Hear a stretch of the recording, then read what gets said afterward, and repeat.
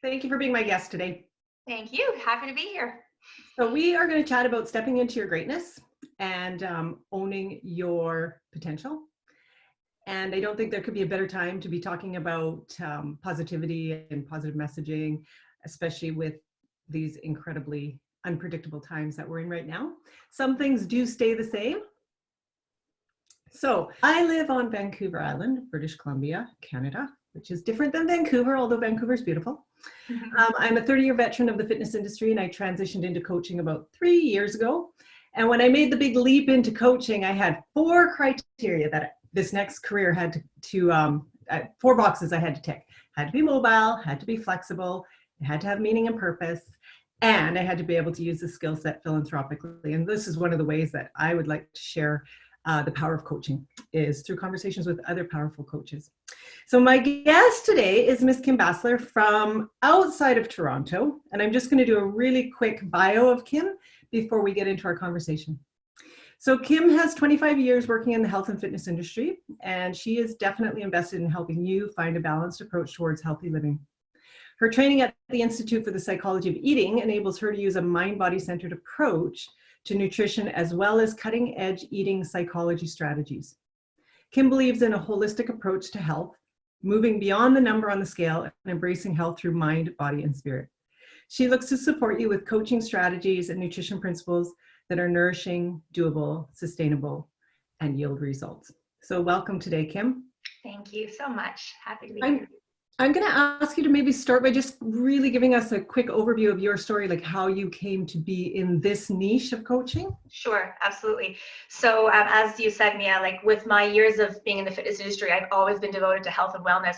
But my little secret that I carried inside of me for close to 30 years was that I was struggling with who I was. It struggles around disordered eating, binge eating, restriction, eating disorders, and it all came back to the sense of who I was. I just wasn't happy with who I was, and I thought I made it about my body, because sometimes the world likes to put that on us. So when I came to a really pivotal point in my personal health in 2016, where I believe my soul was basically knocking very strongly on my body to say, wake up, realize who you are, that's where I pulled myself away from my full-time career in the fitness industry and began to work on reconnecting to who I was. I found the Institute for the Psychology of Eating. I had never heard of it before. I believe it was a gift, and it allowed me to reconnect with who I am, learn how to love myself again, learn how to love food and nourish myself again. And that has opened me up to an amazing way of loving me, which has now allowed me to share my gifts from a whole new platform. And now I'm coaching, I'm speaking, and I'm really, what I believe is helping specifically women really step into their greatness. So a little bit. Beautiful, well put. You know, it's interesting. Maybe I'll just get you to comment on this. It's very interesting how the world perceives people in the fitness industry and how much of this actually is going on within the fitness industry, especially at high levels of fitness. Is people really struggling with body image, with eating disorders? Yeah. And I think we're all trying to be healthy. Like, we all want health. Unfortunately, though, we have lost the understanding that we're not all meant to look the same. We are not all meant to, and our own level of health and wellness and fitness is on a spectrum, right? And so there becomes this, I have to look a certain way in order for me to believe that I can sell what I'm trying to sell. And I think that we've lost sight of what health really is.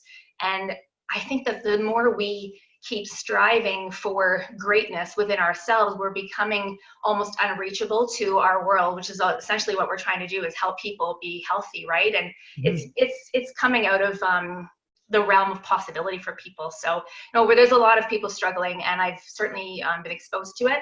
People have shared their struggles with me, and that's why I do what I do, is to share my story. Absolutely beautiful.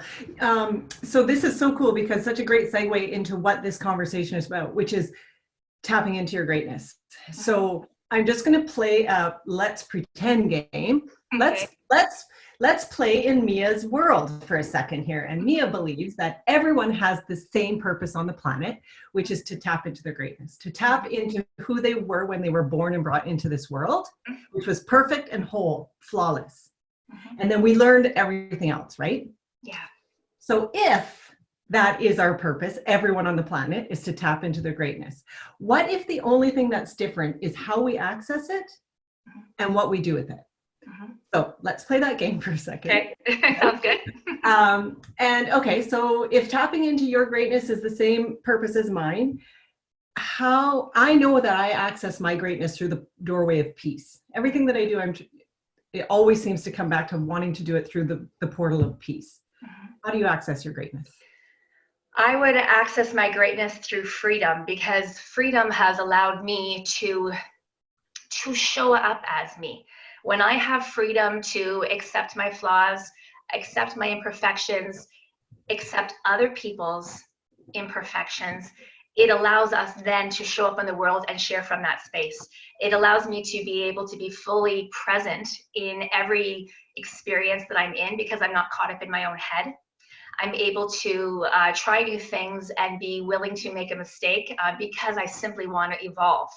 And when we have freedom, we don't have that inner talk that holds us back, that says, well, what happens if I can't do it right? What happens if somebody laughs at me? We just know down deep in our souls that we deserve the opportunity, that we are free to be. We are free to be in this world, take up as much space as we need to take up in this world, share our voice, share our words, share our gifts from that space. And then we're going to just see this world light up when people can just show up. Yeah. And it's so cool. It's so cool that you picked freedom, because this is a secret. I believe that we have 4 doorways to access our greatness: freedom, peace, love, and joy. Some people might have to go through 2 of them to access their greatness. Some people might have to go through 3, but I really truly believe when you boil it all down, you're going to find your greatness through one of those doors. So how are you taking it out into the world? What's the vehicle that you're using? How does it look? I take it out through movement for sure. I still teach my group fitness classes. I do it from a very different space now, though, 100%. I'm showing up as me. I'm not caught up in my head anymore. So I will continue to spread joy and movement from that space. I do it through my voice. I speak on stages. I do it from a group standpoint. I do it one-on-one. I do it in the grocery store. I do it with children. I just do it everywhere, because I feel we need it more now than ever. Right now, in what is happening in our world, I'm doing it online. I've created a free platform with over 200 people that I'm teaching fitness to every single day in a private group, all from the goodness of my heart. So I do it from all of these spaces. There are no bounds for it. There's no boundaries. There's no walls that are going to hold me down. Even if something happens in our world that we lose the internet, I'm still going to spread joy. I'm going to spread joy however I can. I really, really believe that. Don't you find right now it's really, really hard not to hug? Yes, absolutely. And go ahead. I'm an obsessive hugger, and it's like, oh, I feel like I posted the thing about Kermit the Frog sitting all sad by himself because he can't hug anyone. I saw it. I saw it. I was doing a grocery trip yesterday, and I saw somebody that I had never seen in the store before, and I just naturally went up to walk to her, and I'm like, whoa, Kim, you can't do that, right? Like, we got to keep our distance. Absolutely. Those of us that just have that desire to connect with people, it's difficult. Absolutely. It's tough. So what is your message to the audience? My message to the audience is, no matter, and I come from this space, of course, from body image and from, being authentically true to yourself, is please show up in the world, or learn to show up in the world as you are. We wait for so long to be ready, whether that means weight loss, whether that means more education, like whatever it is. We are ready to show up in the world now. And it is your job to learn how to do that, and know that it takes time. I am almost 4 years into my journey of reconnecting with who I am. It takes time. Every day presents things, but we have to be devoted to the journey. And when you start to feel the freedom and the weightlessness of showing up in the world as yourself, I mean, it's a good feeling, and then you want more of it. So just show up in the world as yourself, reach out, ask for help, reach out to the people that you can go to, because there's so many of them out there, and protect yourself from the people that are pulling you down, those naysayers that say that you can't do it. Protect yourself from those people. Set up some boundaries around it. You might lose some relationships, but you absolutely might gain some new ones when you can start to show up in the world as you. Well said. Beautifully said. And one other thing, Kim, again, because it's so relevant right now with what's going on in the world with the coronavirus, we just got back from Madeira, and it was, it was really heartbreaking to see what was going on in, overseas, and the whole world kind of starting to shut down. Can you share a powerful piece of inspiration for the audience around that right now? This is difficult. I was thinking about this, and I would say I just believe that whatever is happening to us in the world is here as a gift to us. It's here as a teaching for us. That's how I see it, because if we all know we're not oblivious to the things that are happening in our world now that we are taking a step back from it. We are realizing that there's opportunities to connect with our families, our nature, our animals are coming back out to play. So there is a gift in this. We might not be able to see it right now, but I promise you that there's a gift from it. So connect with the people that you need to right now to help get you through it. Try to stay from a place of love as best you can, because the fear will pull you down more quicker than we need it to. So try to come from a place of love and know that we're going to pull through this together. Yeah, beautifully said. Well said.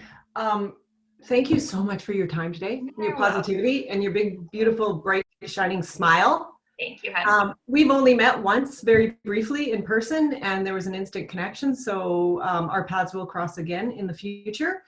You can be assured that all of the different ways to access Kim through links and websites and stuff will be available with this interview. So Kim, go out and share your love, share your freedom, share your smile. And thanks so much for the time today. Awesome. Thank you, Mia. Take care, and take care of you. Bye. Yeah, take care. Bye-bye.